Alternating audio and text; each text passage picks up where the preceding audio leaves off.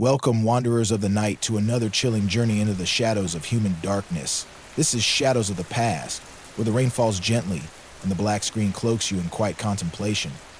Tonight, in Volume 28, we unravel 7 true crime stories that will haunt your thoughts long after the rain fades. These are tales of betrayal, greed, and unthinkable cruelty. Stories that remind us how fragile the line between love and malice can be. As the world sleeps, we peer into the past where secrets were buried and truths clawed their way to the surface. From a seemingly perfect family torn apart by deception in Utah to a gruesome discovery in a Hong Kong apartment, each case will pull you deeper into the abyss. These are not just stories, they are warnings, etched in blood and regret. So, dim the lights, let the rain wash away the noise, and settle in. The shadows are waiting, and they have tales to tell. But be warned, once you step into the darkness, there's no turning back. Let's begin with a story that starts with love and ends in a cold, calculated murder. Part 1, The Betrayal of Martin McNeil, Utah, USA, 2007. In the quiet suburbs of Utah, where the Wasatch Mountains loom like silent sentinels, a house stood as a testament to dreams made real.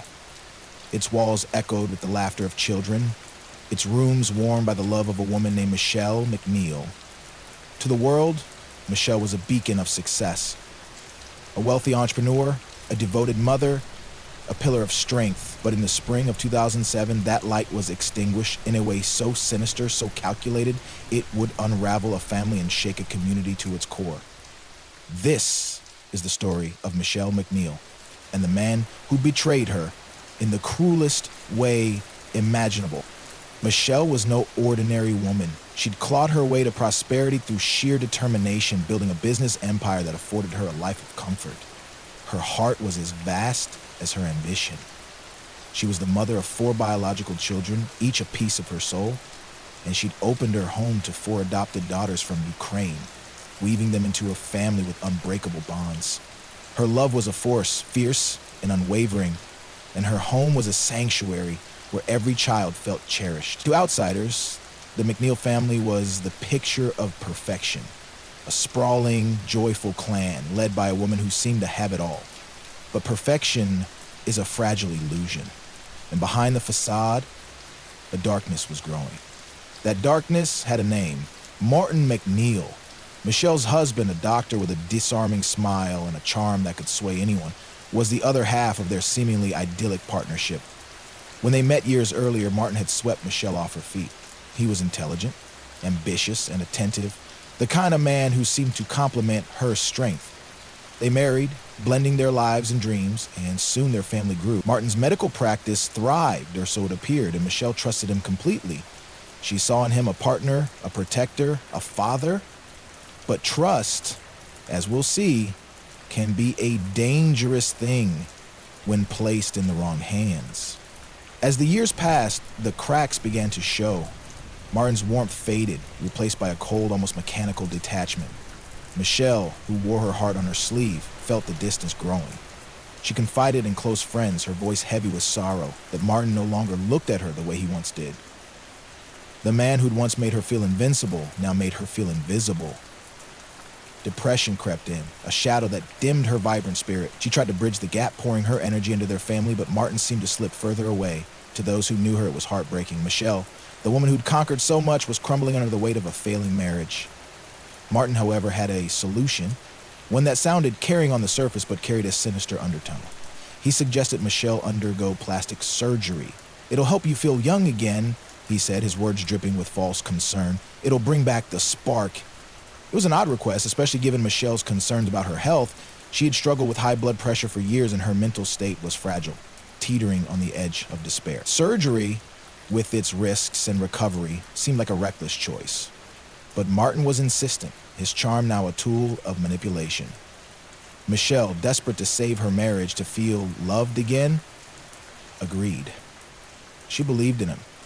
She always had. The surgery went ahead, a decision that would mark the beginning of the end. Michelle returned home, weakened but hopeful, trusting Martin to guide her recovery. He took control, prescribing medications, painkillers, sedatives, in doses that raised eyebrows among those who saw her. Michelle grew frail, her mind clouded, her once steady hands trembling. To her friends, it was alarming. The woman who'd once commanded boardrooms was now a ghost of herself, drifting through her own home.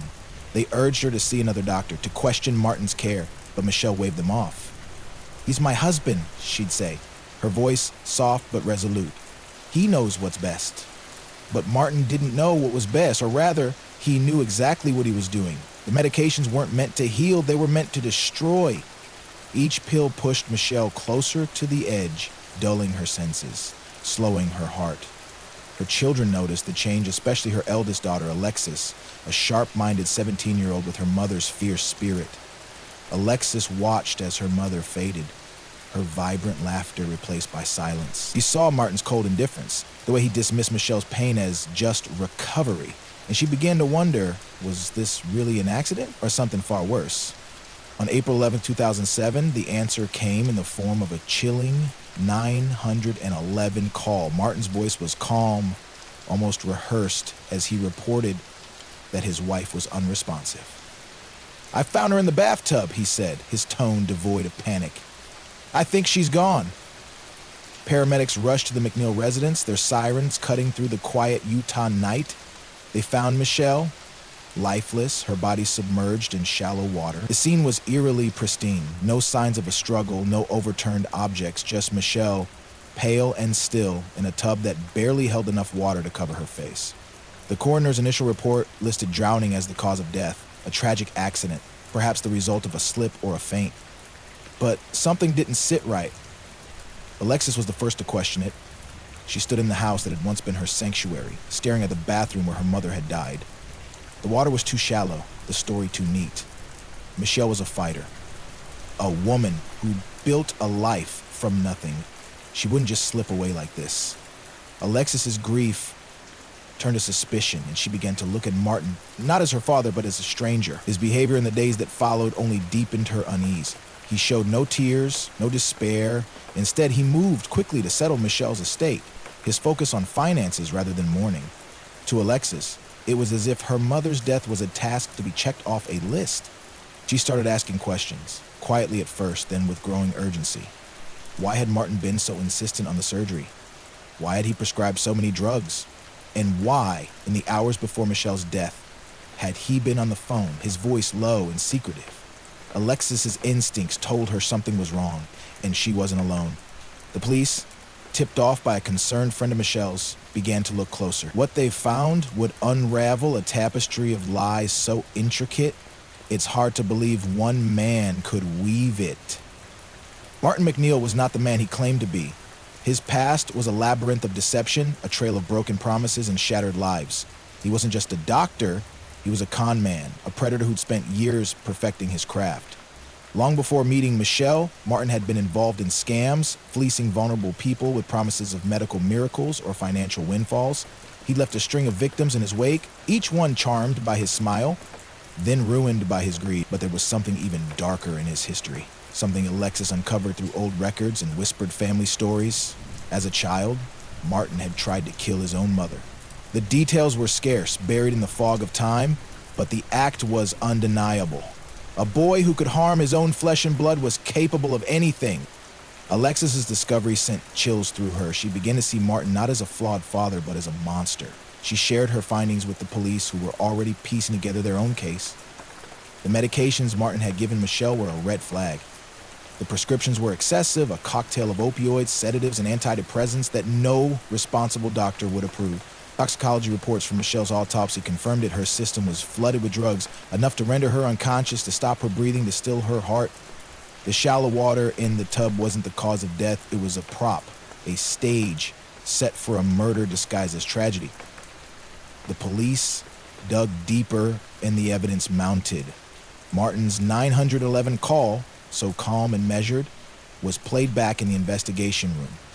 His voice betrayed no shock, no desperation. It was the voice of a man who'd rehearsed his lines.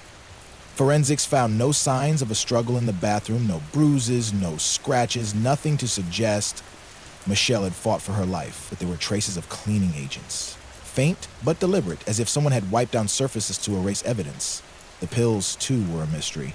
Several bottles were missing from the house, their contents unaccounted for. Martin claimed Michelle had been taking them herself, but the dosages didn't add up. She'd have needed to swallow handfuls to reach the levels in her blood. Then there was Martin's behavior before and after the death. Phone records showed he'd been in contact with a woman, a mistress as it turned out, in the hours leading up to Michelle's death. Their conversations weren't about grief or concern. They were about plans, a new life, a future free of Michelle. Financial records painted an even uglier picture. Martin had been siphoning money from Michelle's accounts for months, funneling it into hidden accounts. He'd taken out a substantial life insurance policy on Michelle just weeks before the surgery, a policy that would pay out handsomely upon her death. To the police, it was clear Martin wasn't just unfaithful. He was plotting. But there was more. A detail so horrific it nearly broke Alexis. Among the adopted daughters, one had confided a secret to Michelle in the months before her death. Martin had been inappropriate with her, crossing lines that no father should. Michelle, ever protective, had begun to suspect the truth. She had confronted Martin, quietly at first, hoping she was wrong. But her questions threatened his carefully constructed world. If Michelle exposed him, his life, his lies, his crimes would collapse. Killing her wasn't just about money or freedom, it was about survival. The police built their case brick by brick, each piece a testament to Martin's cruelty. They interviewed Michelle's friends, who spoke of her depression, her fear that Martin no longer loved her. They talked to pharmacists, who confirmed Martin had requested unusual quantities of drugs, claiming they were for his wife's recovery. They even found his old journals, hidden in a locked drawer, where he'd written cryptic notes about ending things and starting over. The words were vague, but in context, they were damning. Martin had planned this, perhaps for months, perhaps longer. Alexis became the heart of the investigation, her determination a mirror of her mother's strength. She provided the police with everything she'd found, records, conversations, suspicions. She spoke of the man Martin had become, the coldness in his eyes, the way he dismissed her grief as teenage drama. She told him about the night before Michelle's death, when she'd overheard Martin on the phone, his voice low and urgent. "It's almost done," he'd said. At the time, Alexis hadn't understood. Now, she did. The trial began in 2013, 6 years after Michelle's death. The courtroom was a battleground, with Martin's charm now a faded relic. He sat in his suit, his face impassive, as the prosecution laid out their case. They painted a picture of a man who'd used his medical knowledge to kill, dosing Michelle with a lethal combination of drugs until she could no longer fight. They described how he'd waited, watching her slip into unconsciousness before placing her in the tub to stage a drowning. The shallow water, the lack of marks, the erased traces of pills. It was a murder disguised as an accident, executed with chilling precision. Alexis took the stand, her voice steady despite the weight of her grief. She spoke of her mother's love, the way Michelle had poured her soul into their family. She spoke of Martin's betrayal, the lies he'd spun, the monster he'd hidden beneath his smile. Her words were a dagger cutting through the defense's attempts to paint Martin as a grieving husband. The jury listened, their faces grim. As the prosecutor played the 911 call, Martine's voice filled the room, calm and detached, a stark contrast to the chaos of loss. It was the sound of a man who'd planned every detail, who'd counted on the world believing his lie. The defense fought back, claiming Michelle's death was a tragic accident. They argued she'd misused her medications, overwhelmed by depression and post-surgery pain. They portrayed Martin as a man burdened by his wife's struggles, doing his best to help her. But the jury saw through it. The affairs, the insurance policy, the missing pills, the history of violence, it all pointed to one truth. Martin wasn't a victim. He was a predator. After days of deliberation, the verdict came. Guilty. Martin McNeil was convicted of first-degree murder, obstruction of justice, and sexual abuse. The courtroom was silent as the judge sentenced him to 17 years in prison, a punishment that felt both too lenient and too final. Alexis sat in the front row, her face a mask of resolve.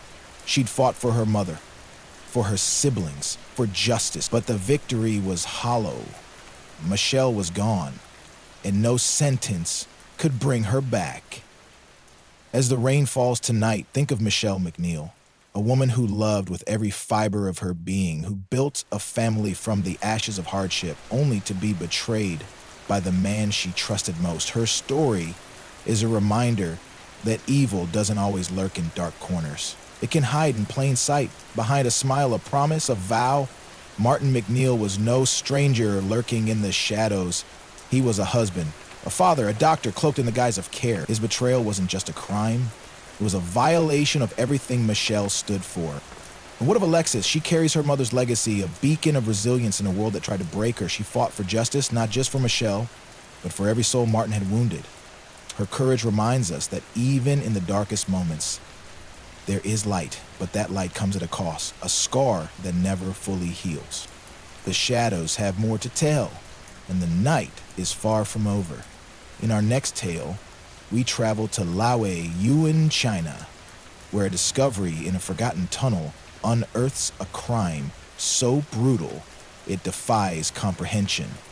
The rain will guide us there, if you dare to follow. Part 2, The Secret in the Tunnel, Liaoyuan, China, 2012. The rain falls heavier now, a steady rhythm that cloaks the world in whispers. In the industrial city of Liaoyuan, China, where smokestacks pierce the skyline and the hum of factories never ceases, life moves in predictable patterns. But beneath the surface, in the forgotten corners of this gritty city, secrets fester. In 2012, one such secret was unearthed. A discovery so gruesome, it would haunt the streets of Liaoyuan for years to come. This is the story of Zhang Xiao, a woman whose life was stolen in the darkness, and the man who thought he could bury the truth. Liaoyuan is a city of workers, of coal mines and steel, where survival often outweighs dreams. Zhang Xiao was one of its daughters, a woman whose beauty and ambition set her apart. She was married to Sun Xianghu, a miner whose days were spent in the depths of the earth, his hands blackened by coal. To the outside world, they were an ordinary couple, navigating the hardships of life in a city that demanded resilience. Xiao was vibrant, her laughter a spark in their modest apartment. Sun, quieter, more reserved, seemed content to provide for her, to build a life together. But beneath their routine, tensions simmered, unseen by neighbors, unnoticed by friends. Xiao was no stranger to struggle. She'd grown up in Liaoyuan, her childhood marked by the weight of poverty. But she had dreams.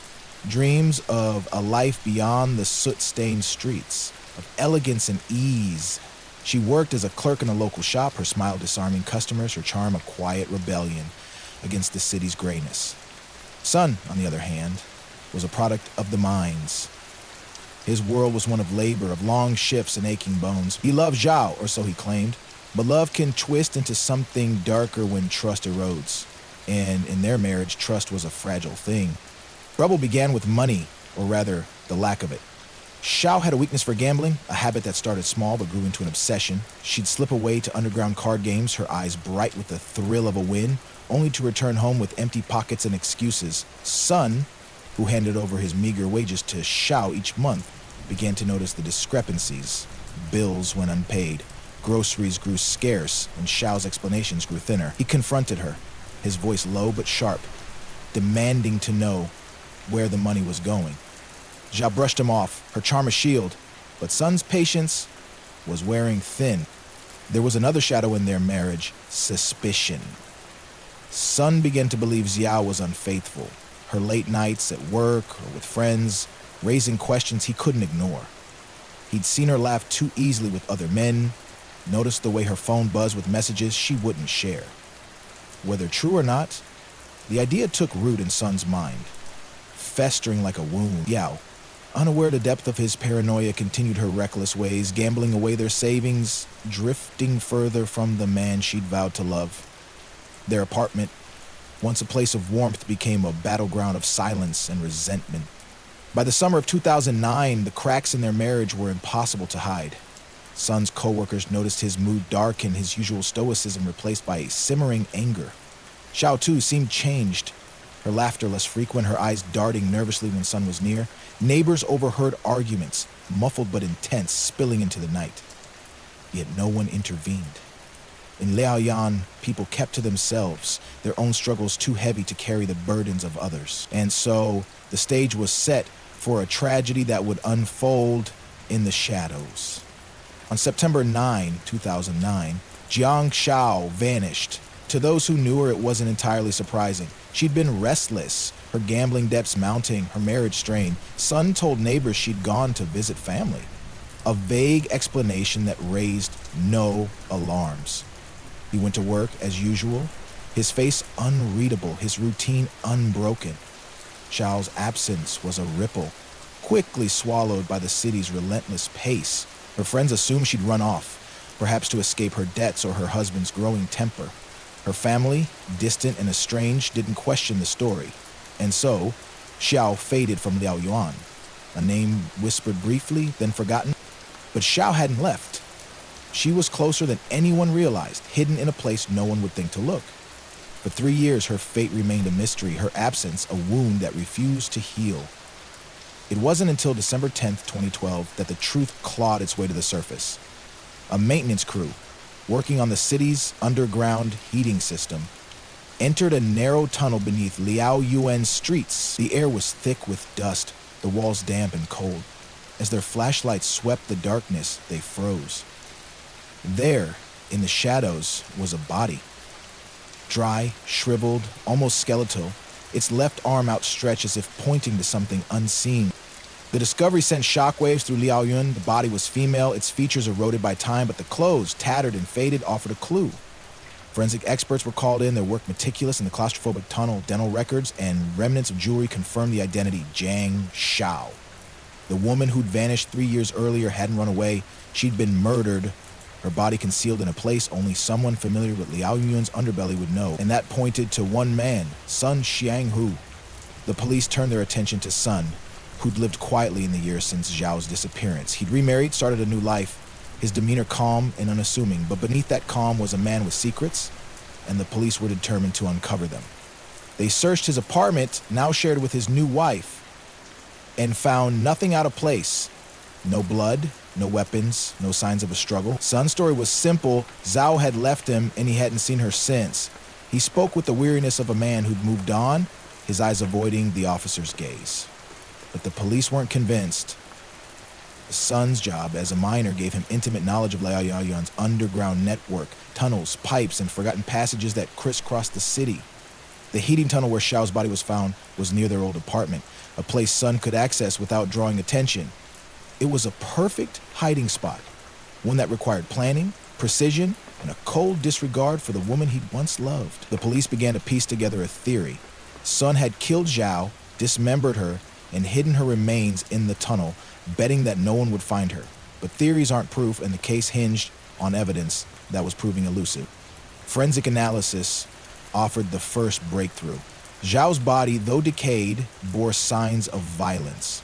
Her neck showed traces of ligature marks, faint but unmistakable, suggesting she'd been strangled. The dismemberment was methodical, the cuts clean, as if done by someone with steady hands and a clear purpose. There were no defensive wounds, no signs she'd fought back, which pointed to a sudden, brutal attack, perhaps while she slept. The police theorized that Sun had killed her in their apartment, then transported her remains to the tunnel under cover of night. But how had he done it without leaving a trace? The investigation turned to Sun's past. Co-workers described him as a man of few words, but one who could snap under pressure. They recalled his anger in the months before Zhao's disappearance, his complaints about her gambling, his suspicions of her infidelity. Neighbors confirmed the arguments, one recalling a night when Sun's voice had risen to a shout, followed by a chilling silence. These were fragments, not enough to convict, but they painted a picture of a man pushed to the edge, a man capable of murder.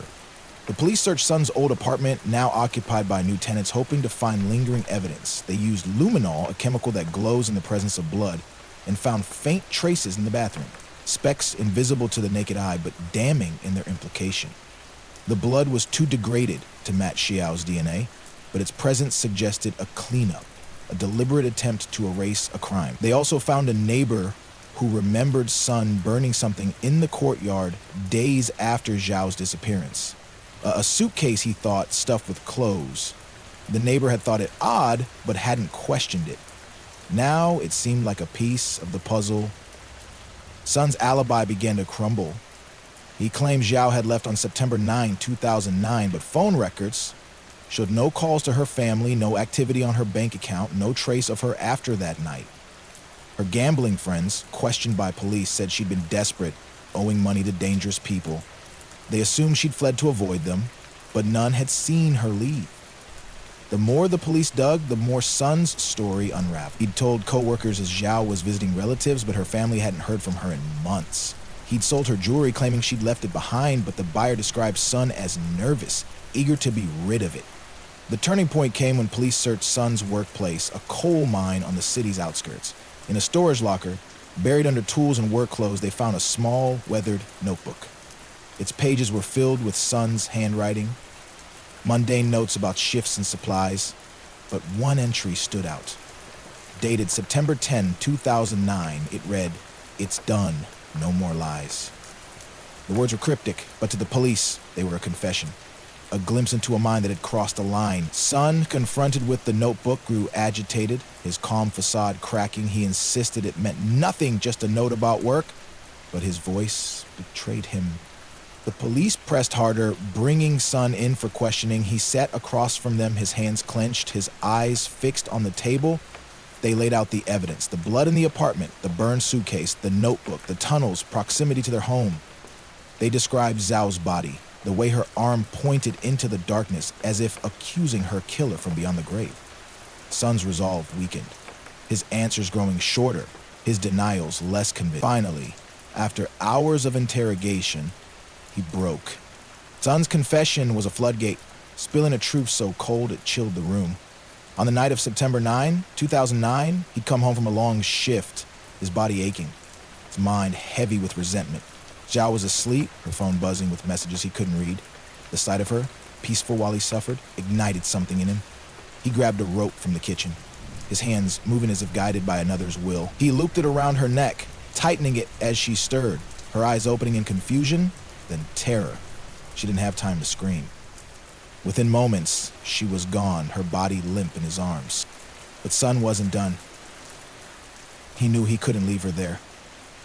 Using tools from his mining kit, he dismembered her body, his hands steady despite the horror. He wrapped the parts in plastic bags, cleaning the apartment with bleach to erase any trace.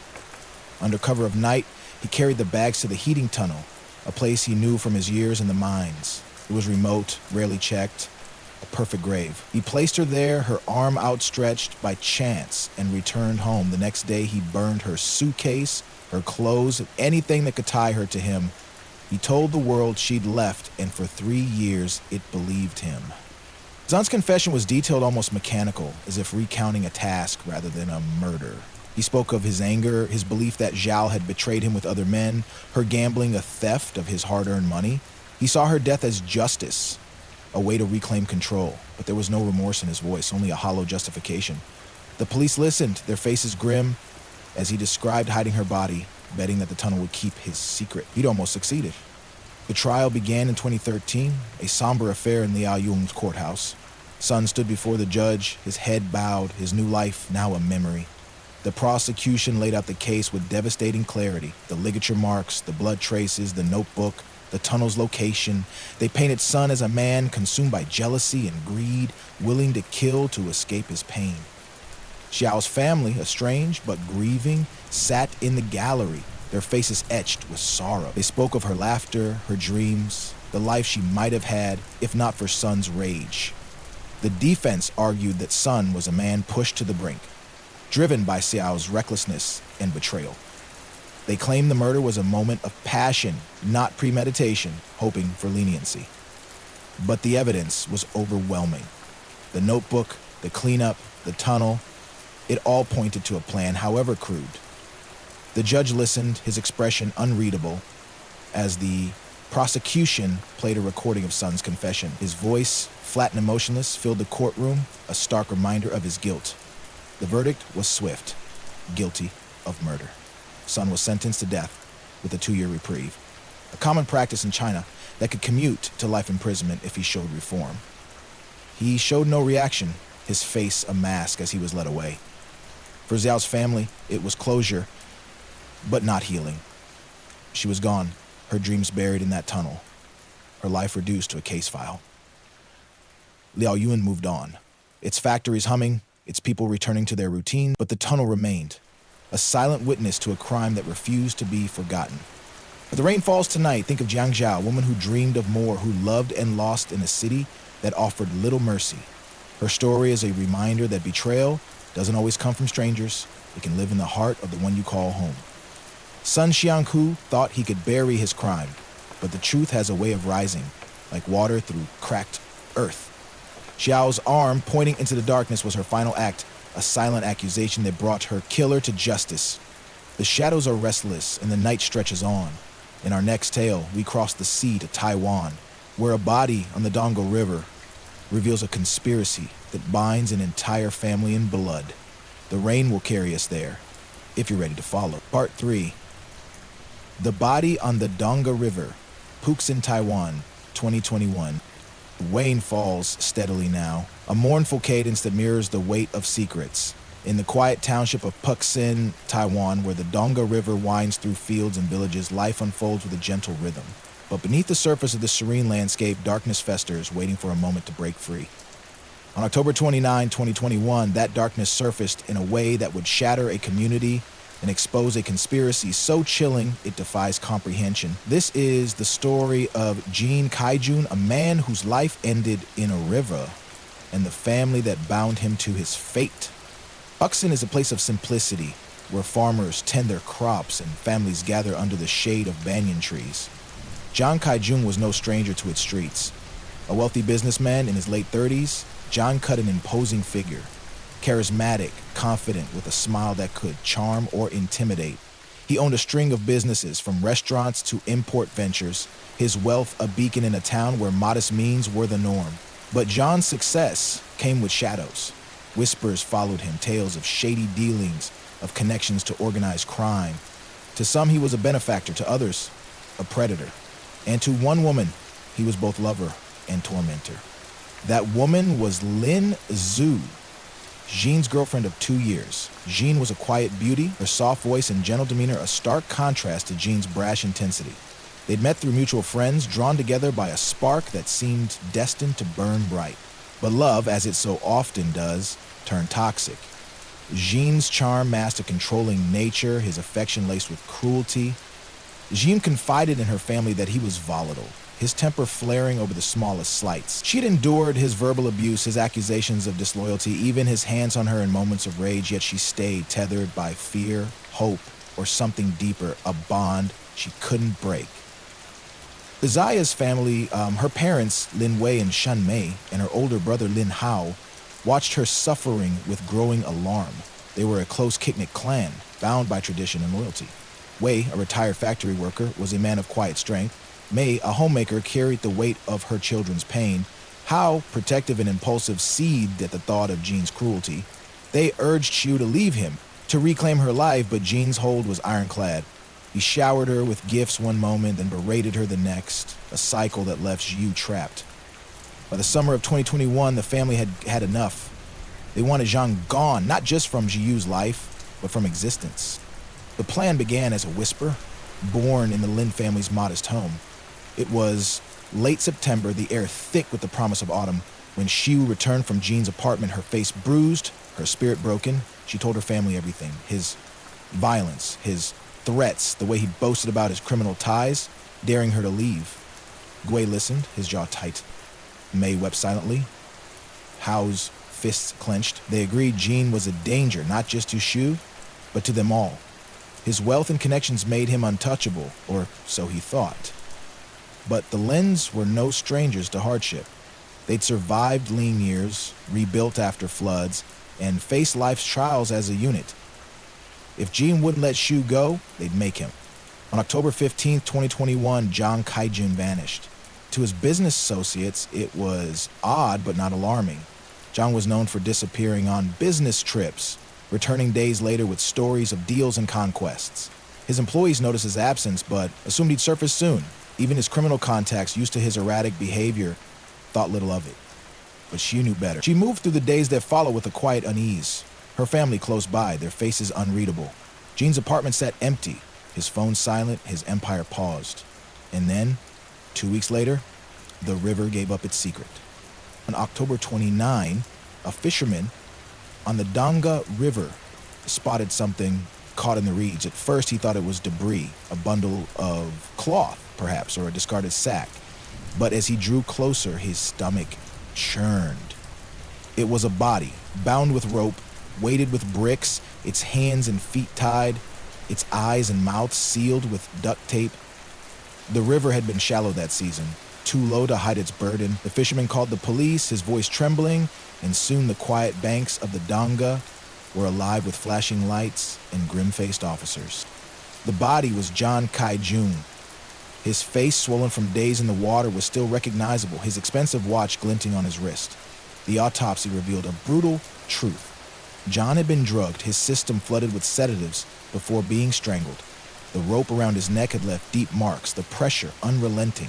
The duct tape, applied while he was still alive, ensured his silence. The bricks, tied with precision, were meant to keep him hidden beneath the river's surface. This was no impulsive act. It was a murder planned with chilling care, executed by hands that knew exactly what they were doing. The police turned their attention to Zhu, the last person to see Jean alive. She admitted they'd argued on October 15, a fight over money and fidelity that ended with Jean storming out.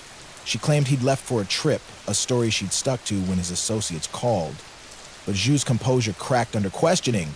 Her answers were rehearsed, her eyes darting to the floor. The police sensed she wasn't alone in her secrets. They brought in her family, Wei, Mei, and Hao, and found the same guarded demeanor, the same carefully worded denials. The Lins were hiding something, and the police were determined to uncover it. The investigation moved swiftly. Surveillance footage from Puxin streets showed Jean's car leaving his apartment on October 15, driven not by him, but by Hao. The car was later found abandoned in a nearby town, wiped clean of prints, but bearing traces of blood in the trunk. The blood matched Jean's, a damning link to the Lins. Bank records revealed withdrawals from Jean's accounts after his disappearance, small sums accessed by Zhu using his card. She claimed he'd given her permission, but the timing, hours after he was last seen, told a different story. The police searched the Lin family home, finding a roll of duct tape, a length of rope, and a bottle of sedatives, all matching the materials used in the murder. The breakthrough came from a neighbor, an elderly woman who'd seen something odd on October 15. She recalled a van parked outside the Lin home late at night, its engine idling as figures moved in the shadows. She'd heard muffled voices, a heavy thud, and then silence. The van drove off, and the Lin's house went dark. But neighbor hadn't thought much of it at the time, but now it was a vital clue. The police tracked the van to a rental agency where records showed Howe had leased it under his name. The pieces were falling into place. But the why remained elusive. Zhu was the first to break. Under relentless questioning, she confessed, her voice trembling as she unraveled the family's plan. Jean's abuse had pushed them to the edge, she said. He'd beaten her, threatened her life, boasted that his criminal ties would protect him. The Lins, desperate to save Zhu, decided to act. It began as a vague idea to scare Jean, to force him to leave, but it spiraled into something darker. Wei, the patriarch, took charge, his calm resolve steadying the others. Mei, though hesitant, agreed for her daughter's sake. Hao, fueled by anger, was eager to confront Jean, and Zhu, torn between fear and loyalty, became the bait. On October 15th, Geolord Jean arranged to meet Jean at a rented house in Lukong, a secluded spot far from Puxin. She told him it was a chance to reconcile, to talk things over. Jean, still possessive, agreed, unaware of the trap. The Lins were waiting. They offered him a drink laced with sedatives, watching as he grew drowsy, his words slurring. When he collapsed, Hao and Wei bound him, their movements practiced, their resolve unshaken. Bexu watched, her heart pounding as her father tightened the rope around John's neck. Mei stood by, silent, her eyes averted. It was over in minutes. They wrapped the body, drove to the river, and sank it with bricks, believing the current would carry their secret away. But the Lins hadn't accounted for the river's shallowness, nor the fisherman's keen eye. Their plan, so carefully crafted, unraveled in days. Zhu's confession led to the others, each adding details that sealed their fate. Wei admitted to planning the murder, his voice steady but hollow. Hao confessed to driving the body to the river, his anger now replaced by regret. Mei, the weakest link, wept as she described her role, buying the sedatives, cleaning the van, praying it would save her daughter. The family's loyalty once their strength became their downfall. The trial began in 2022, a media frenzy in Taiwan's courts. The Lins sat together, their faces drawn as the prosecution laid out the case. They described Jean's abuse but argued it didn't justify murder. The sedatives, the rope, the duct tape, it was premeditated. A family united in crime. The defense leaned on emotion, painting Jean as a monster whose violence left the Lins no choice. They highlighted Jiu's bruises, her fear, the family's desperation. But the evidence was overwhelming. The blood, the van, the confessions. The courtroom buzzed with tension, the public divided between sympathy for Jiu and outrage at the family's brutality. The verdict came swiftly. Jiu, deemed the instigator, was sentenced to life imprisonment, her role in luring Jean unforgivable. Wei and Mei received 17 years each, their age and lesser involvement sparing them harsher terms. Hao, the muscle of the operation, got 16 years, his youth a mitigating factor. The Lins accepted their fates in silence, their bond unbroken even in defeat. Huxin reeled, its quiet streets now stained by scandal. Jean's associates, silent during the trial, fade into the shadows, their own secrets safe for now. As the rain falls tonight, think of Jin Kai and Lin Shuyu, two lives intertwined, one ended in violence, the other in chains. Their story is a warning of what happens when love turns to hate, when loyalty becomes a weapon. The Lins thought they could save Shuyu by destroying Jin, but they destroyed themselves instead. The Donga River, once a lifeline for Pusin, now carries the weight of their crime. Its waters whispering of justice served. The shadows grow darker and the night presses on. In our next tale, we remain in Taiwan, where a grave of cement hides a murder born of greed and resentment. The rain will lead us there, if you dare to follow. Part 4, The Grave of Cement, New Taipei, Taiwan, 2021. The rain weaves a curtain of whispers, cloaking the world in a somber embrace. In the bustling sprawl of New Taipei, Taiwan, where neon lights pulse and the rhythm of life never slows, secrets can hide in plain sight. But some secrets are too heavy to stay buried, their weight cracking even the strongest foundations. In the February 2021, one such secret was uncovered in a quiet suburb, a discovery so grotesque it would unravel a family and expose a betrayal forged in greed and resentment. This is the story of Chen Huaizong and the grave that held her true. New Taipei is a city of contrasts where modern skyscrapers tower over traditional markets and ambition drives its people forward. Chen Huaizong was a product of this world, a woman in her late 50s whose life was a tapestry of hard work and sacrifice. She'd built a modest fortune through her small textile business, her sharp mind and relentless drive turning a single shop into a thriving enterprise. Hu Jung was a matriarch, the heart of her family, her love fierce but demanding. She lived with her son Chen Wei and his wife Zhang Mei in a spacious home that bore the marks of her success.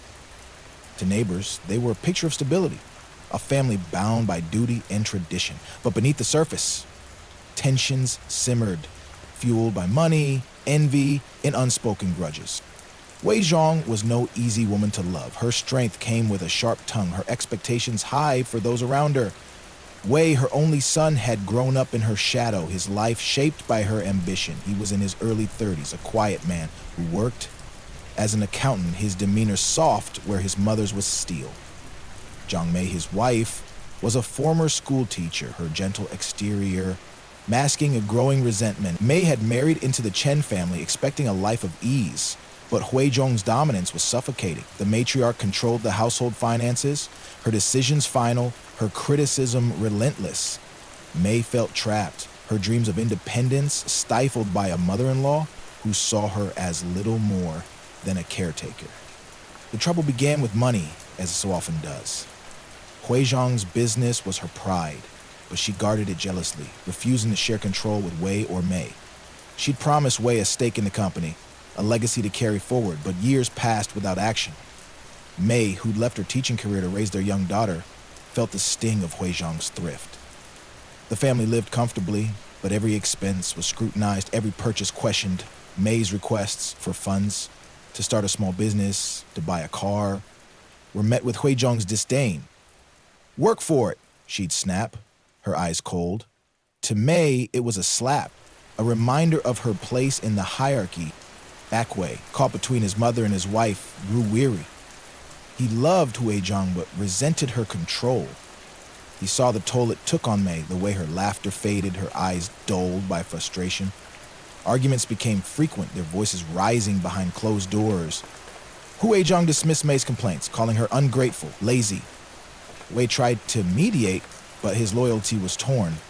He began to dream of freedom, not just from his mother's grip, but from the weight of her expectation. And Mei, nursing her own wounds, began to dream of something darker, a life without Huizhong.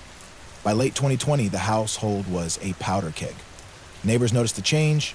Fewer visitors, curt exchanges, the once warm home now cloaked in silence.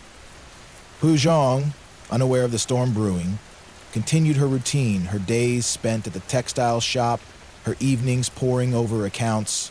She trusted Wei and Mei, perhaps too much, believing her authority unassailable.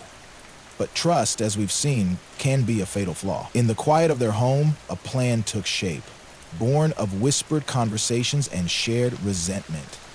Wei and Mei, bound by their discontent, decided Huizhong had to go. On February 12, 2021, Chen Huizhong vanished. To the outside world, it was a mystery wrapped in routine. Wei told neighbors she'd gone to visit relatives in Kaohsiung, a plausible story given her occasional trips. The textile shop continued to operate, managed by a trusted employee who assumed Huizhong was away on business. Her friends, used to her busy schedule, didn't question her absence. Even her bank accounts showed no unusual activity. Her life seemingly paused. But something was wrong. Huizhong was a woman of habit, her presence a constant in New Taipei. Her silence was too complete, too final. For weeks, life in the Qin household carried on. Wei went to work, Mei cared for their daughter, and the neighbors noticed nothing amiss. But beneath the surface, the couple was meticulous, covering their tracks with chilling precision. They answered questions with practiced ease, their story unwavering. Huizhong was fine, they said, just taking time away. Yet the police, tipped off by a concerned friend who hadn't heard from Huizhong, began to look closer. What they found would turn a missing person case into a nightmare. On March 20, 2021, a routine inspection at a construction site in New Taipei's Xindian district uncovered something horrific. Workers digging to repair a drainage pipe struck a block of cement buried beneath the ground. It was oddly placed, too small for a foundation, too heavy for debris. As they chipped away, a foul odor seeped out, and their tools revealed a grim truth.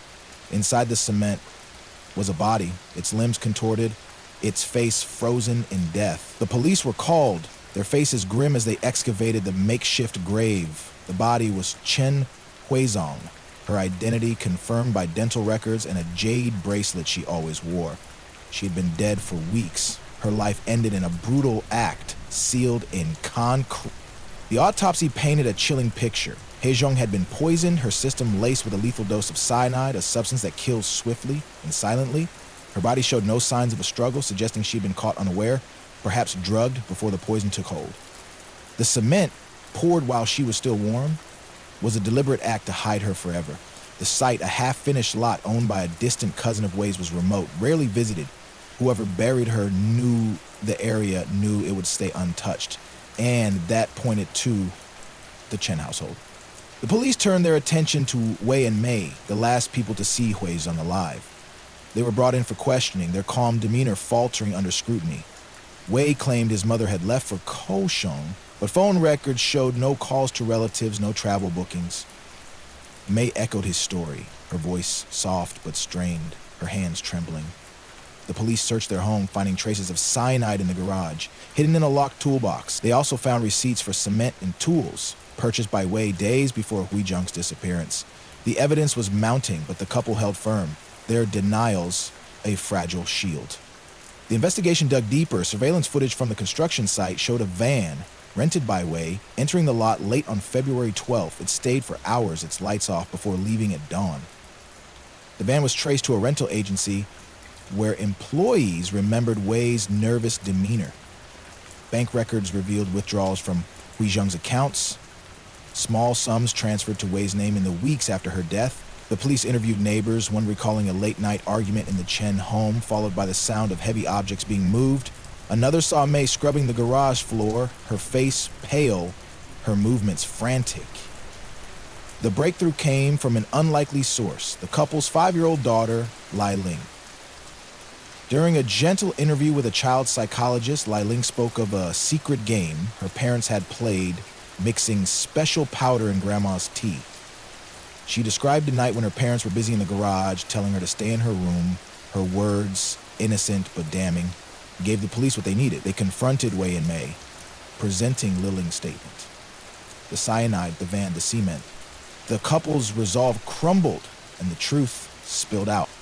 Wei confessed first, his voice low, his eyes fixed on the floor. He admitted to poisoning Hui Zheng, driven by years of resentment. She'd controlled his life, he said, her promises of inheritance empty, her criticism relentless. Mei, he claimed, had been the spark, her bitterness fueling his own.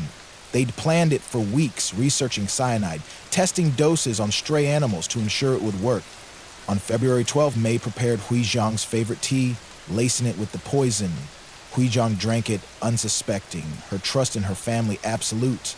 Within minutes, she collapsed, her breath slowing, her life slipping away. But the murder was only the beginning. Wei and Mei worked through the night, their hands steady despite the horror. They wrapped Wei Zhang's body in plastic, cleaning the house with bleach to erase any trace. They drove to the construction site, a place Wei knew from his cousin's failed venture. There, in the darkness, they mixed cement, pouring it over Wei Zhang's body, sealing her in a tomb they believed would never be found. They returned home, washed their van, and resumed their lives, betting on the world's indifference. For weeks they succeeded, their secret buried beneath the earth. Mei's confession followed, her words choked with tears. She spoke of Wei Zhang's cruelty, the way she'd belittled her, treated her like a servant. She admitted to hating her mother-in-law, to dreaming of a life free of her control, but she insisted Wei had been the driving force, his anger the catalyst. She'd gone along, she said, out of loyalty to her husband, out of desperation for their daughter's future. Her remorse seemed genuine, but it couldn't erase the act. The police listened, their faces impassive as the couple's story laid bare, a family torn apart by greed and resentment. The trial began in late 2022, a spectacle in New Taipei's courts. Wei and Mei sat side by side, their faces drawn as the prosecution built their case. They described the cyanide, the cement, the meticulous cover-up, painting the couple as cold-blooded killers driven by money. Wei Zhang's business, worth millions, was the prize, they argued, with Wei and Mei plotting to inherit it all. Their defense countered with emotion, portraying Hui Zhang as a tyrant whose dominance left her son and daughter-in-law no choice. They leaned on Li Ling's innocence, arguing the couple acted to protect their family's future, but the evidence was undeniable. The receipts, the van, the child's words. The courtroom was packed, the public gripped by the case's brutality. Hu Zhong's employees testified, speaking of her generosity, her fierce loyalty to those who worked for her. Her friends wept, describing a woman who'd overcome hardship to build a legacy, only to be betrayed by her own blood. Li Ling, too young to testify, became a silent presence, her words haunting the proceedings. The judge listened, his expression stern as the prosecution played a recording of Wei's confession. His voice, flat and detached, echoed in the silent courtroom, a stark reminder of his guilt. The verdict was delivered in early 2023, guilty. Wei was sentenced to life imprisonment, his role as the planner unforgivable. Mei received 18 years, her lesser involvement acknowledged but not excused. The courtroom was quiet as the couple was led away, their daughter now in the care of relatives, her future uncertain. New Taipei reeled, its bustling streets now shadowed by the case's horror. Hui Zhang's business passed to a distant cousin, her legacy tainted by the grave that bore her name.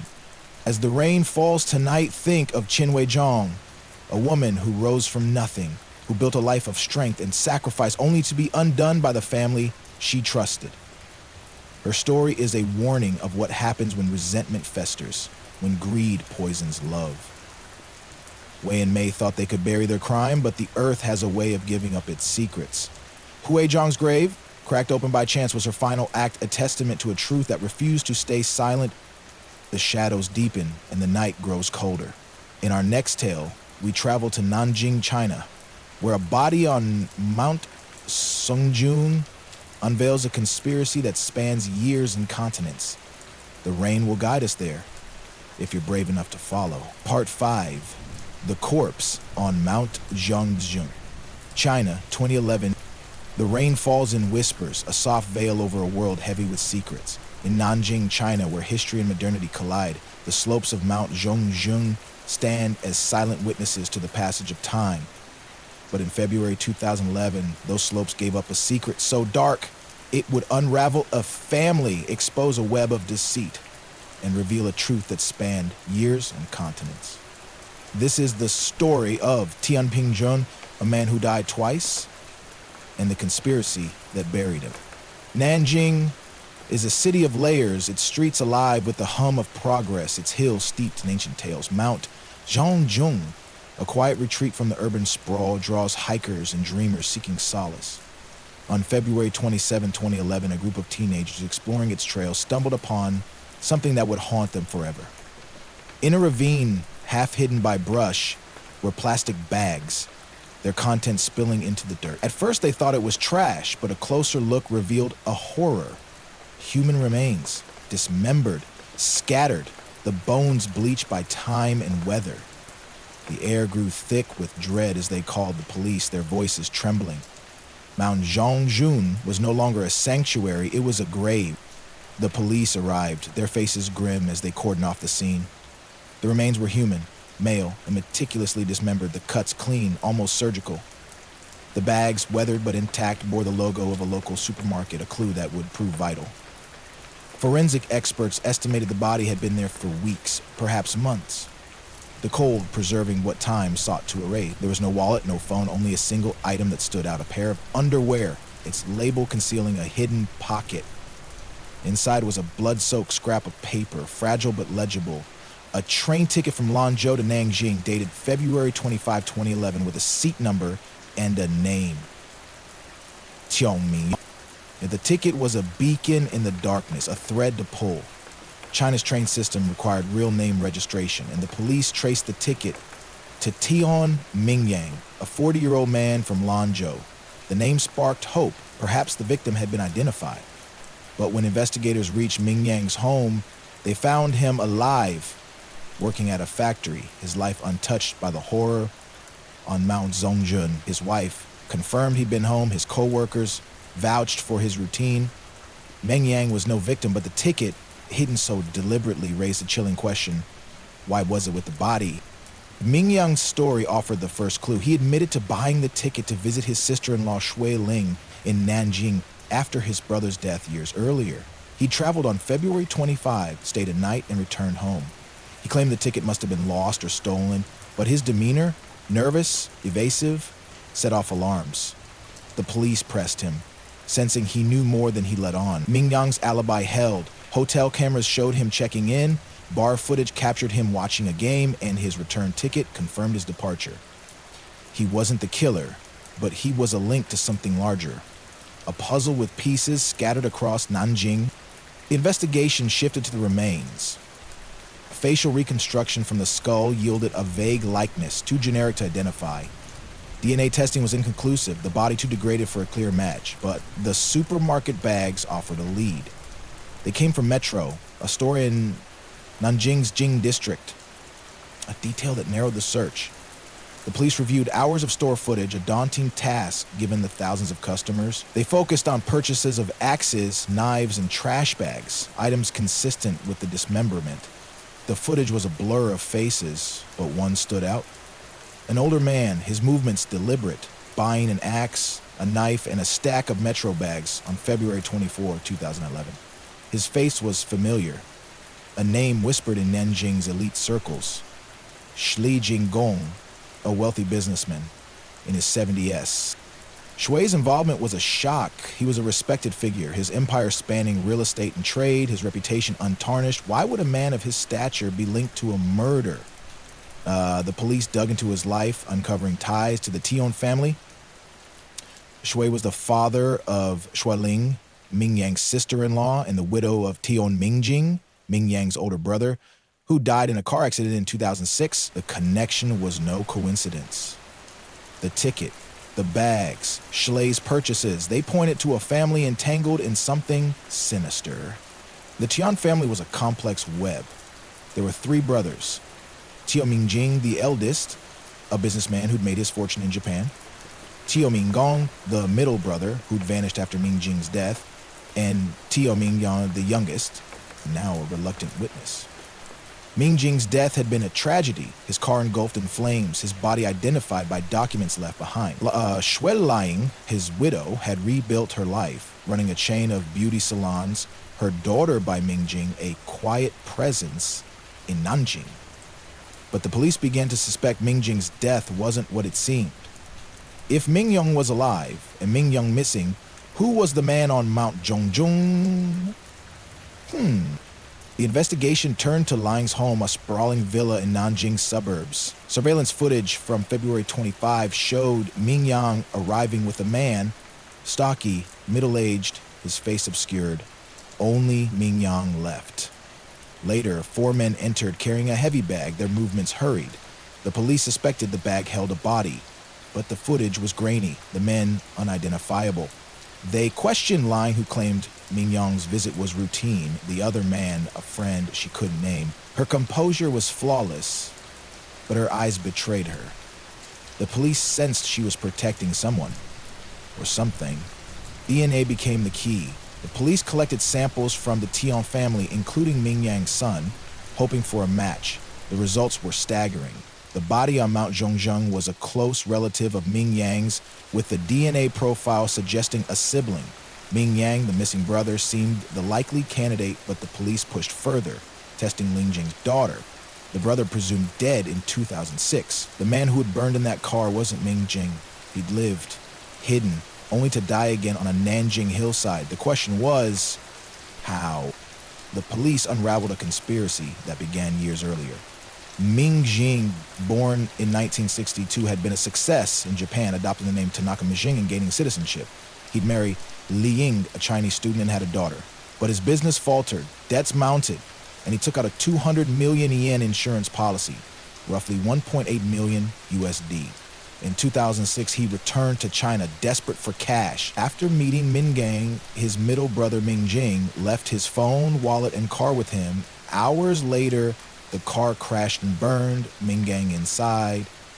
The police, relying on Ming Jing's documents, declared him dead. Lying claimed the insurance, using it to fund her salons and support Shui's ventures. Ming Jing, alive but hidden, assumed a new identity, living in the shadows. For 3 years, Ming Jing stayed out of sight, his existence a secret known only to Li Ying and Shui. But the money ran dry and Ming Jing grew restless. Li Ying, meanwhile, had moved on, starting an affair with Tang Kai, a man who believed Ming Jing was dead. In 2009, Ming Jing returned to Nanjing, confronting Li Ying, demanding his place in her life. She resisted. Her new life with Kai a fragile escape. Shui, protective of his daughter, paid Ming Jing 3 million yuan, about 462,000 USD, to disappear. Ming Jing squandered it, returning in 2011 to extort more, threatening to expose the insurance fraud. It was a fatal mistake. The police pieced together the final days. On February 25, Ming Yang, unaware of the plan, brought Ming Jing to Ling's villa to negotiate. Ming Yang left early, but Ming Jing stayed unaware of the trap. Tang Kai and his men, hired by Shui, arrived. They subdued Ming Jing, binding him, driving him to Shui's estate. There, Shui, the patriarch, took an axe to Ming Jing's body, his rage fueled by years of protecting Ling. The body was dismembered, bagged, and dumped on Mount Zhongjun. The ticket slipped into the hidden pocket by Ming Jing in a desperate act, his only hope of being found. The police moved swiftly. They searched Shui's estate, finding blood traces in a basement, the axe hidden in a shed. Lang's villa yielded more, a knife, rope, and metro bags, all matching the crime scene. Ming Yang, pressured, confessed to knowing Ming Jing was alive, but denied involvement in the murder. His ticket, he said, was a coincidence, but the police believed Ming Jing had kept it as a clue, A final act of defiance, Shell, Eileen, and Kai were arrested. Their empire crumbling under the weight of their crimes. The trial began in 2012, a media storm in Nanjing's courts. Shui, stoic and unrepentant, faced charges of murder. Lying, her beauty faded by stress, was accused of conspiracy. Kai and his men, hired muscle, faced lesser charges. The prosecution laid out the case with devastating clarity. The insurance fraud, the staged death, the extortion, the murder. They played Mengyong's testimony, his voice shaking as he described his brother's secret life. The defense argued desperation, Shui protecting his daughter, lying, trapped by a man who wouldn't let go. But the evidence was overwhelming. The blood, the bags, the ticket. The courtroom was packed, the public gripped by the case's complexity. Mingjing's daughter, now a teenager, sat in silence, her life shattered by her parents' deceit. The judge listened, his face stern, as the prosecution presented the ticket, its blood-soaked edges a silent witness. Schley's wealth, once a shield, meant nothing now. The verdict came in 2013. Schley was sentenced to death with a 2-year reprieve. Lying received life, later reduced to 15 years. Kai and his men got 7 to 10 years for their roles. Ming Yang, cleared of direct involvement, lived on, haunted by his family's collapse. As the rain falls tonight, think of Tian Mingjing, a man who cheated death once, only to meet it again at the hands of those he trusted. His story is a warning of what happens when greed and betrayal intertwine, when secrets grow too heavy to bear. The Tian family thought they could outrun their past, but the truth climbed Mount Zhongjun, carried by a ticket and a man who refused to be forgotten, Mingjing's grave.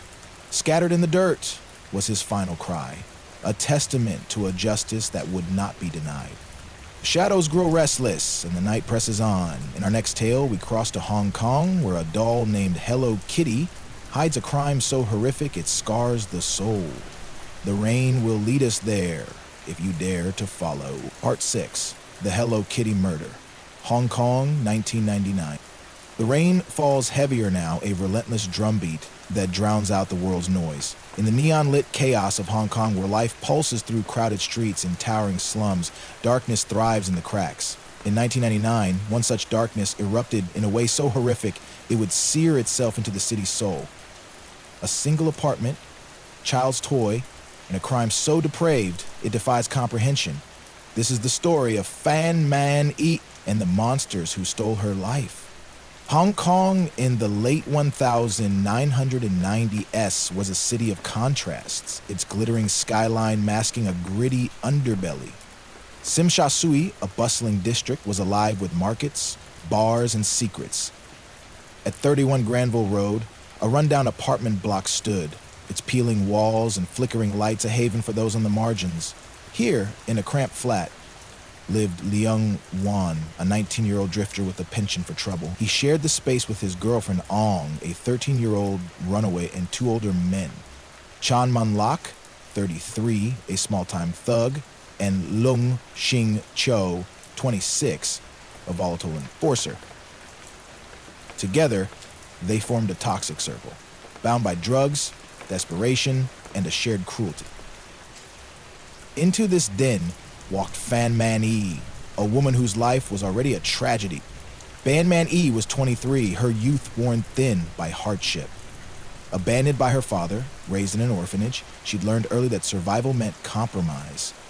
By her teens, she was working the bars at Tsim Sha Tsui, a hostess whose smile hid a lifetime of pain. Her world was one of fleeting connections, men who paid for her time, and debts that never seemed to shrink. She was no stranger to danger, but she had a spark, a quiet resilience that kept her going. That spark drew the attention of Chan Man Lak, a man whose charm was a trap.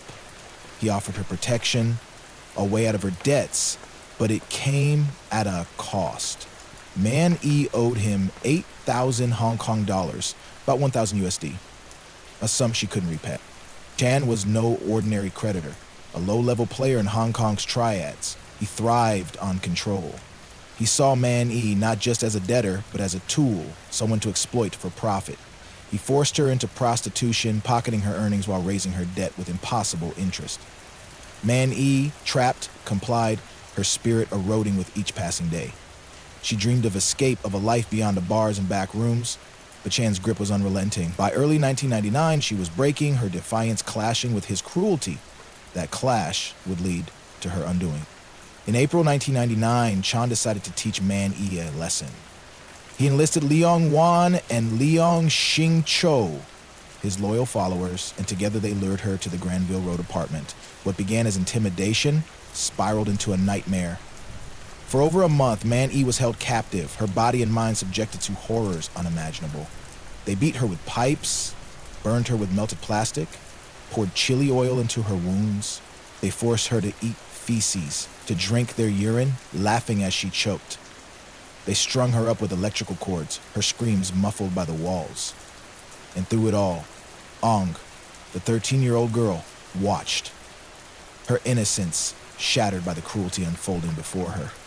Man E's suffering was relentless, a cycle of pain and degradation.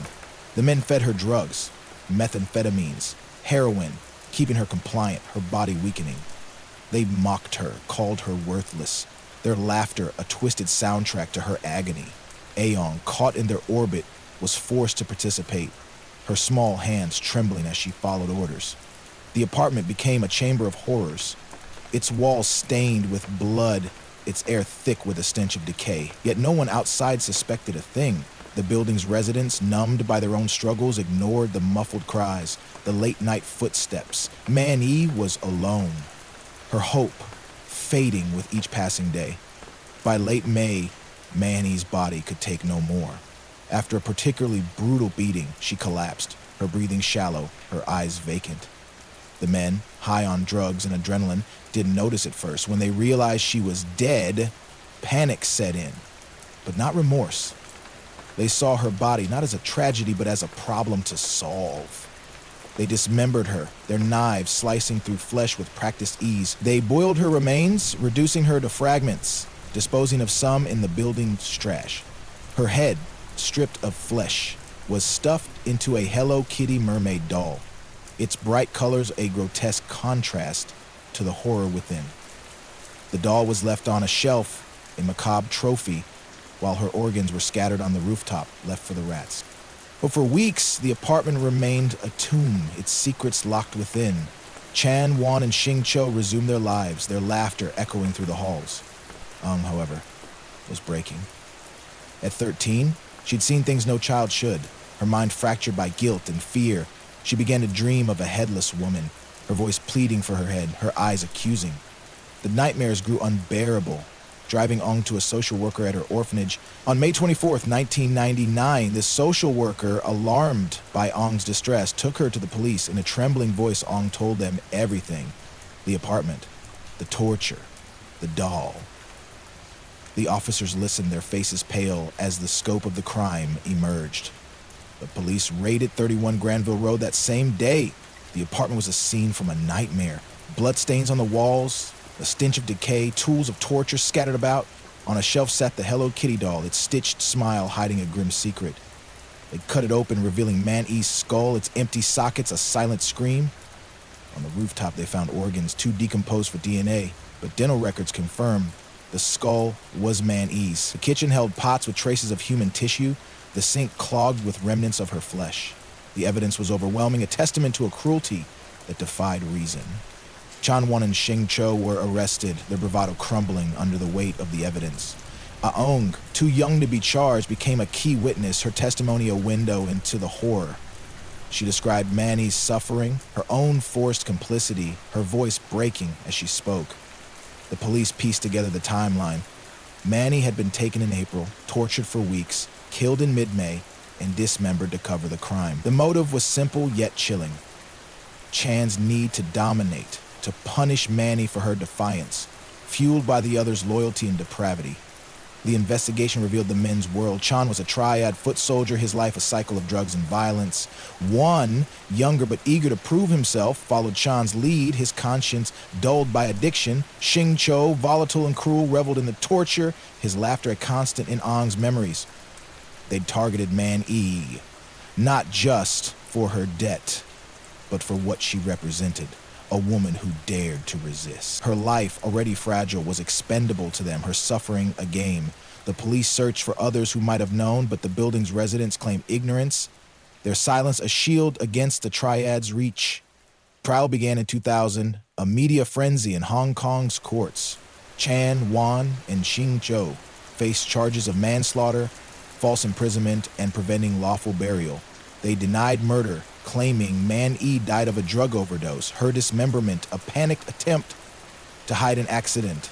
The prosecution dismantled their story, presenting Ong's testimony, the forensic evidence, the doll. Ong, now 14, took the stand, her voice steady despite her fear. She described the torture, the boiling, the doll, her words painting a picture of unrelenting horror. The courtroom was silent, the public stunned by the brutality. The defense leaned on Ong's youth, questioning her reliability, suggesting she'd exaggerated to escape blame. They argued the men were addicts, their actions impulsive, not planned. But the evidence was damning, the tools, the drugs, the calculated disposal. The jury deliberated for days, their faces haunted by the images presented. On December 6, 2000, the verdict came. Guilty of manslaughter, not murder, a controversial decision based on the lack of direct evidence of intent to kill. Chan and Wan were sentenced to life with no parole for 25 years. Xing Zhou, seen as less culpable, received life with a chance for earlier release. The aftermath was chaotic. Xing Zhou appealed, winning a reduced sentence of 18 years. Released in 2014, he reoffended in 2021, earning another year in prison. Chan and Wan remained behind bars, their names synonymous with evil. Ong disappeared into the system, her life forever marked by what she'd seen. The Granville Road building was abandoned, its halls a ghost town, later demolished to erase its stain. Hong Kong reeled, the case dubbed the Hello Kitty murder, a grim landmark in its criminal history. As the rain falls tonight, think of Fan Man E, a woman who fought to survive, whose light was extinguished by cruelty beyond measure. Her story is a warning of what lurks in the shadows of desperation, where power and pain collide. Chan, Wan, and Xing Zhou thought they could erase her, but her skull, hidden in a child's toy, spoke louder than their lies. Man E's grave, scattered across a rooftop, was her final cry, a testament to a justice that refused to be silenced. The shadows grow colder, and the night stretches on. In our final tale, we travel to Kofu, Japan, where a fire consumes a family and reveals a heart driven by obsession. The rain will carry us there, if you're ready to follow. Part 7, The Kofu Arson Murders, Yamanashi, Japan, 2021. The rain falls softly now, a mournful lullaby over a world cloaked in shadows. In Kofu, a quiet city nestled in the mountains of Yamanashi, Japan, life unfolds with the gentle rhythm of tradition. But beneath its serene surface, darkness can simmer, waiting for a spark to ignite. On October 12, 2021, that spark became a blaze, consuming a family and exposing a heart twisted by obsession. This is the story of the Inoue family and the boy who burned their world to ash. Kofu is a place of calm, its streets lined with cedar trees, its people bound by community and honor. The Inoue family was a cornerstone of this world. Mariji Inoue, 55, was a respected engineer, his steady presence a comfort to those who knew him. His wife, Akia, 50, was a nurse, her warmth a light in their modest home. Their daughters, Ku, 17, and Riko, 14, were the pride of their parents, bright, ambitious, and close. The Inoues were the kind of family others envied, their laughter echoing through their neighborhood. But in the fall of 2021, a shadow fell across their lives, cast by a boy named Yuki Endo. Yuki was 19, a senior at the same high school as Ku. On the surface, he was a model student, president of the student council, diligent, polite, but beneath his polished exterior was a storm. Yuki's childhood was a crucible of pain, an absent father jailed for theft, a mother who abandoned him, a stepfather whose fist left scars. Bullied and isolated, Yuki retreated into a world of manga and fantasy, where he could control the chaos. By high school, he'd reinvented himself, but the wounds remained, festering in silence. And then he met Ku, the girl who would become his obsession. Ku was everything Yuki wasn't: popular, confident, radiant. Her smile lit up the school, her kindness a magnet for friends. Yuki, drawn to her light, saw her as his salvation, a chance to escape his darkness. He began to watch her, his gaze lingering in classrooms, his steps trailing hers in the halls. He wrote her letters, left gifts in her locker. Small tokens at first, then expensive jewelry, bought with money he scraped together from part-time jobs. Ku, polite but uninterested, thanked him but kept her distance. To her, Yuki was a classmate, nothing more. To him, she was everything. Yuki's feelings deepened into fixation. He filled notebooks with sketches of Ku, poems about her beauty, plans for a future together. He confessed his love in a letter, pouring out his heart, only to be gently rejected. Ku was kind but firm. She didn't feel the same. Yuki's world cracked, but he didn't stop. He sent more gifts, called her phone late at night, followed her home. Ku, unsettled, told her parents, who advised her to avoid him. She blocked his number, ignored his notes, but Yuki's obsession grew, fueled by rejection. He began to see her kindness as a lie, her distance as betrayal. By the summer of 2021, Yuki's behavior escalated. He posted cryptic messages online, quoting Death Note, a manga about a boy who kills with a pen. "Some people don't deserve to live," he wrote, his words chilling in hindsight.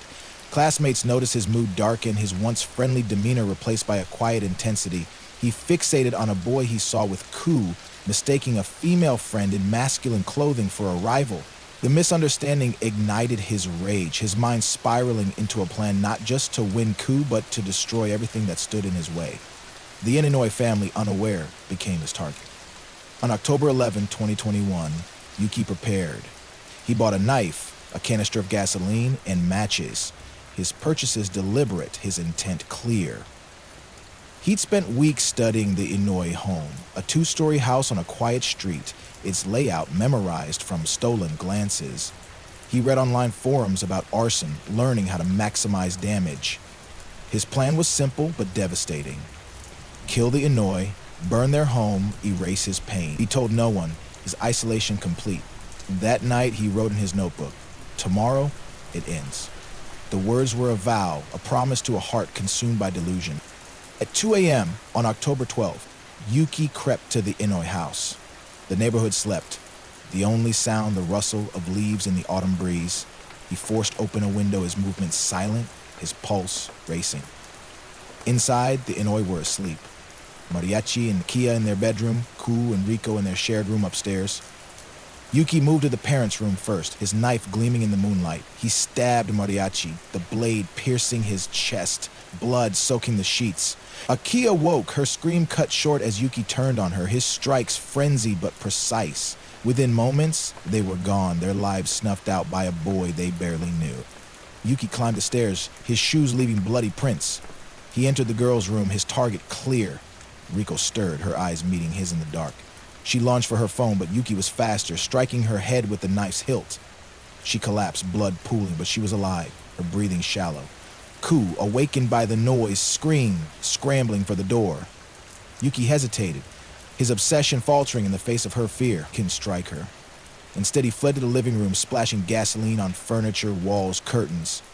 He lit a match, the flames erupting with a roar, and ran into the night. His hands burned, his mind a chaos of triumph and terror. The fire spread quickly, smoke billowing into the sky. Neighbors woke, their calls flooding emergency lines. Firefighters arrived, battling the blaze, unaware of the horror inside. Ku, coughing through the smoke, dragged Rico to a window, shattering it with a chair. They climbed onto the roof, gasping for air, their bodies trembling. Paramedics pulled them to safety, but the house was lost. Inside, they found Mariji and Akia, their bodies charred, their deaths confirmed as stab wounds, not fire. Rico, concussed but alive, whispered Yuki's name to police, her voice a lifeline in the ashes. The police moved swiftly. At 11 a.m., just 9 hours after the fire, Yuki called the station, his voice shaking. "I did it," he said, his words a confession born of exhaustion. He was found at a park, his hands bandaged, his clothes reeking of gasoline. In custody, he unraveled, describing the murders, the fire, his love for Ku. He showed no remorse, only a strange pride, as if his act was a victory. The police searched his apartment, finding the notebook, the receipts, the online searches. His obsession was laid bare, a roadmap to a crime that stunned Kofu. The investigation revealed Yuki's fractured world.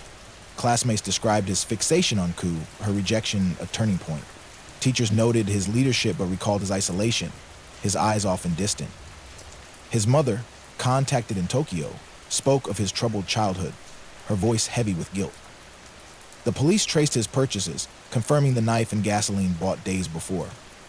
Surveillance footage showed him near the Inouye home weeks earlier, scouting the area. The evidence was overwhelming, but the why lingered. A boy's love twisted into madness. A family destroyed by a stranger's pain. The trial began in 2022, a somber affair in Yamanashi's courts. Yuki, now 20, stood before the judge, his face blank, his student council charm gone. The prosecution laid out the case, the premeditated murders, the arson, the attack on Rico. They presented the notebook, its pages filled with Ku's name. The words, "It ends," a chilling prophecy. Ku testified via video, her voice trembling as she described the night, her guilt for her parents' deaths, her fear of Yuki's gaze. Rico, still recovering, spoke of waking to his shadow, her survival a miracle. The courtroom was silent, the public gripped by the tragedy. The defense argued Yuki's mental state, citing his traumatic childhood, his obsession a symptom of untreated pain. They called a psychologist who described him as borderline, his actions driven by delusion, not malice. But the prosecution countered with his planning, the searches, the purchases, the precision. Yuki took the stand, his voice flat. He admitted the murders, the fire, but claimed he only wanted to free Ku from her family. He expressed regret but no apology, his eyes fixed on the floor. The Inouye sisters, watching remotely, wept, their loss a wound that would never heal. The verdict came on January 18th, 2024. After 21 sessions, Yuki was found guilty of murder, attempted murder, and arson. The judge sentenced him to death, a rare penalty for a 19-year-old, marking him as Japan's first special juvenile to face such a fate. The courtroom was tense, the public divided. Some saw justice, others a system too harsh on a broken boy. Yuki accepted the sentence without appeal, his silence a final act of defiance. Ku, in a statement, blamed herself, her words a haunting echo of a girl forever changed. Rico, quieter, vowed to honor her parents' memory. He struggled to heal. The Inouye home, reduced to rubble, became a memorial, flowers left by strangers. The case sparked debate, with media criticized for leaking Yuki's name, violating juvenile protections. Rumors swirled about Ku, her role exaggerated by gossip, adding to her pain. Yuki's mother vanished from public view, her son's crimes a shadow she couldn't escape. The city moved on, its cedar trees standing sentinel, but the fire's scars lingered, a reminder of a love that burned too bright. As the rain falls tonight, think of the Inouye family, a mother and father who built a life of love, daughters who carried their light, all torn apart by a stranger's obsession. Yuki Endo thought he could claim Ku by destroying her world, but he destroyed himself instead. His story is a warning of what happens when pain festers. When love becomes a weapon, the flames of Khufu may have died, but their ashes whisper of justice, of a family that endured, and of a boy who lost himself to the dark. The rain slows now, a gentle murmur fading into the night. We've walked through 7 shadows, each a testament to the fragility of trust, the weight of greed, and the depths of human cruelty. From the betrayal of Michelle McNeil in Utah to the fire that consumed the Inouye family in Kofu, these stories are not just tales of crime. They are mirrors, reflecting the choices that shape us, the secrets that break us. The rain has been our guide, its rhythm a reminder that even in darkness, truth finds a way to surface. Michelle's love was undone by a husband's deceit, Jiang Xiao's dreams buried in a tunnel's gloom. Jiang Kaijun's power couldn't save him from a family's vengeance, nor could Shen Huzhong's strength shield her from greed. Tian Minjing's second life ended in betrayal, Fan Manhe's resilience crushed by unimaginable horror, and the Inouye's bound by love fell to a boy's warped obsession. Each story carries a lesson, that evil wears many faces, that justice, though slow, is relentless. As the rain fades, let these tales linger. They are not just echoes of the past, but warnings for the present. The shadows we've explored tonight are not confined to distant places. They live in the choices we make, the silences we keep. Thank you for joining us on this journey, for braving the dark with us. Until the rain falls again, sleep softly, but keep one eye open. The past is never truly silent, and its shadows are always waiting. This has been Shadows of the Past. Stay safe and listen for the whispers in the rain.